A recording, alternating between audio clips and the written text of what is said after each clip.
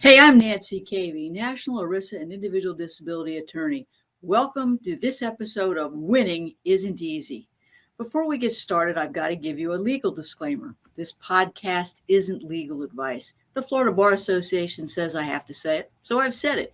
But nothing will ever stop me from giving you an easy-to-understand overview of the disability insurance world, the games the carriers play, and what you need to know to get the disability benefits you deserve.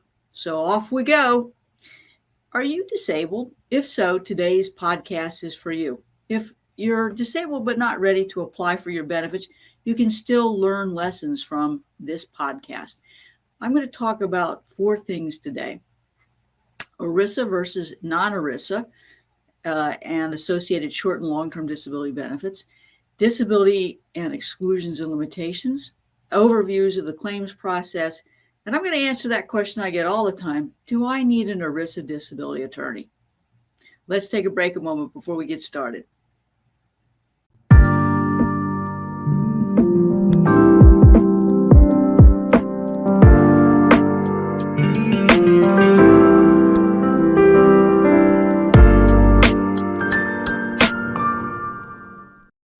Welcome back to Winning Isn't Easy.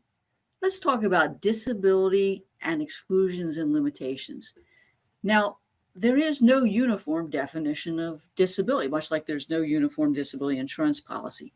So one of the crucial things you have to do before you stop work and apply for benefits, or if your claim's been denied and you're thinking about appealing, is to get your policy out. What does it say about disability? Now, normally, own occupation benefits are paid first, and that's paid if you're unable to perform the material and substantial duties of your occupation due to your impairments. It's normally paid for about 24 months, but it could be as short as 12 months and as long as 36 months. And if you have an own occupation policy, for the duration of the policy. But the key here is, how is the term occupation defined? The definition can be based on the Dictionary of Occupational Titles. That's an old federal publication that hasn't been updated in a million years and doesn't even have an accurate description of some of the positions that exist, like attorney or doctor or computer programmer. And they certainly don't have definitions of positions like web developers, for example. But what's important, as I said, is to get that policy out. How is occupation defined? Because it could be based on the Dictionary of Occupational Titles, how your occupation is performed in the national economy, how your occupation is performed in the local economy, or how your occupation is actually performed for your employer. Now, once you have satisfied the any occupation period, own occupation period, there'll be a transition to any occupation benefits. The question at that point becomes whether or not you can engage in the material and substantial duties of any occupation based on your education, your training, and your experience. I didn't say age, so remember, that's not a factor. There might be a wage requirement that the carrier has to establish. So in other words, you have to be able to earn a percentage of your pre-disability earnings before any occupation benefits are due and owing. In other words, let's say that you're an engineer and they do a labor market survey in the any occupation stage, and they decide that you could take your skills in engineering to some other occupation. They have to prove, depending on the terms of the policy, that you can earn at least a percentage of your pre-disability earnings, normally 60 to 80%.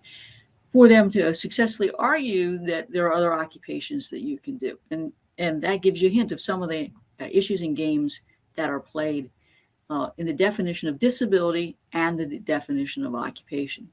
Now, the other important policy terms, when I'm looking at a policy giving people advice, exclusions and limitations. So now that we know that you're covered, what your occupation is, what the definition of disability is, we have to figure out whether or not there's limits on how long you might be paid benefits. Generally, every ERISA disability policy will have limits on the payment of benefits for mental nervous conditions. And there are flavors, if you will, of the mental nervous condition limitation.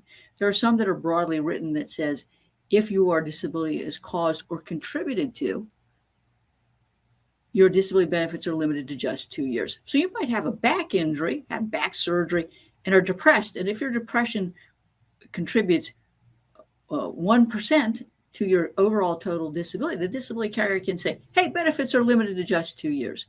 Now, there is also a subjective limitation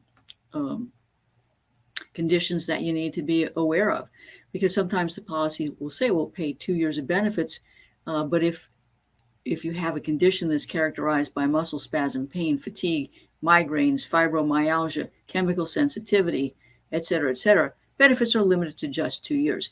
So the policy will use medical definition exclusions to limit your benefits. Got it? All right. You can see that this can be a complex area. And if you're thinking about applying for disability benefits or your benefits been denied, it's time for you to consult with an attorney to help you read that disability policy, read the denial, and understand what it is you need to prove to either get your benefits or to get back on claim. Got it? All right, let's take a break.